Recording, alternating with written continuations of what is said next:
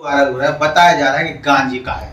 जानकारी जुटाने पर लगा है कि जैसे अफीम की खेती का ये वीडियो हो, या कहें कि अफीम की खेती आपके जनपद ललितपुर में हो रही है और इसकी जानकारी ना तो प्रशासन को थी ना अभी तक मीडिया को थी। किसी ने सोशल मीडिया पर एक वीडियो डाला, उसके बाद चर्चा गर्म हो गई है। मेरे द्वारा लगातार प्रेस कॉन्फ्रेंसों में बात बोली गई कि पहले ललितपुर जिले में गांजा पकड़ा जा रहा था, अफीम पकड़ा जा रहा था, लेकिन उसके बाद अभी तक जो ललितपुर के वर्तमान एसपी हैं उन्होंने इस प्रकार की कोई भी प्रेस कॉन्फ्रेंस नहीं की है। कुछ थाना इंचार्ज हुए हैं पहले भूतकाल में जिन्होंने गांजे को पकड़ा है।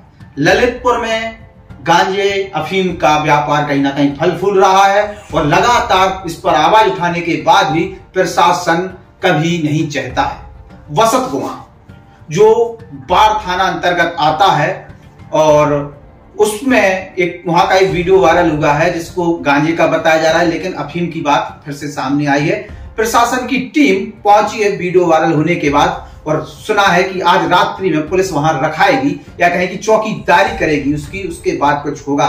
सवाल ये खड़े होते हैं कि छोटी छोटी घटनाओं पर जहां पर डीआईजी पहुंच जाते हैं, झांसी डीआईजी पहुंच जाते हैं और एसपी साहब भी कभी कभी प्रेस कॉन्फ्रेंस कुछ घटनाओं की कर देते हैं, उन्हें क्या पता नहीं है कि ललितपुर में क्या हो रहा है। क्या ललितपुर को अफीम गांजे का कैपिटल बनाने की तैयारी चल रही थी, इसलिए अभी तक पिछले 3, 4, 5 महीने में जो भी घटनाक्रम हुए हैं उसमें कोई भी केस अफीम गांजे का नहीं खुला है।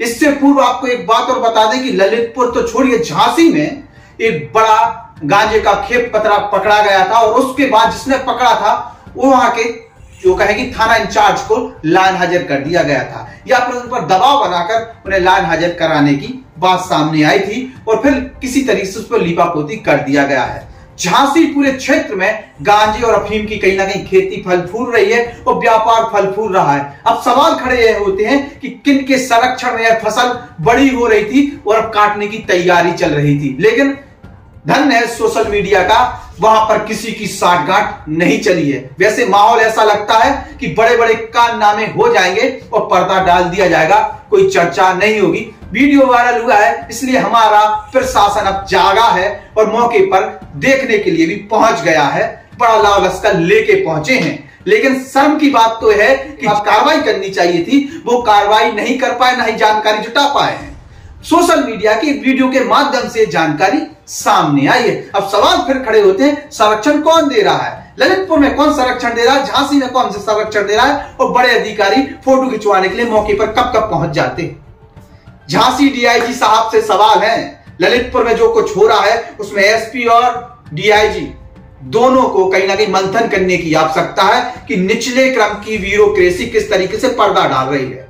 मैंने तमाम प्रेस कॉन्फ्रेंसों में सवाल खड़े किए हैं कि ललितपुर में बड़े पैमाने पर गांजा पहले पकड़ा गया है, तो क्या यहां पर व्यापार हो रहा है?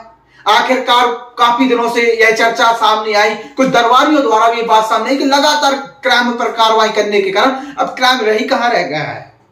अब क्राइम नहीं रह गया, व्यापार चल रहा है। इस तरीके की वीडियो वायरल हो रही है, सवाल खड़े हो रहे हैं। देखते हैं पुलिस क्या करती है, कुछ करने के योग होगी तो कर देगी, वरना ज्यादा कुछ आशा रखिए नहीं। सब शांति से रामराज चल रहा है, क्राइम बिल्कुल शून्य हो चुका है। बाकी का क्या चल रहा है वो सब आपके सामने। नमस्कार। हमारे YouTube channel the Bundelkhand post को सब्सक्राइब करें।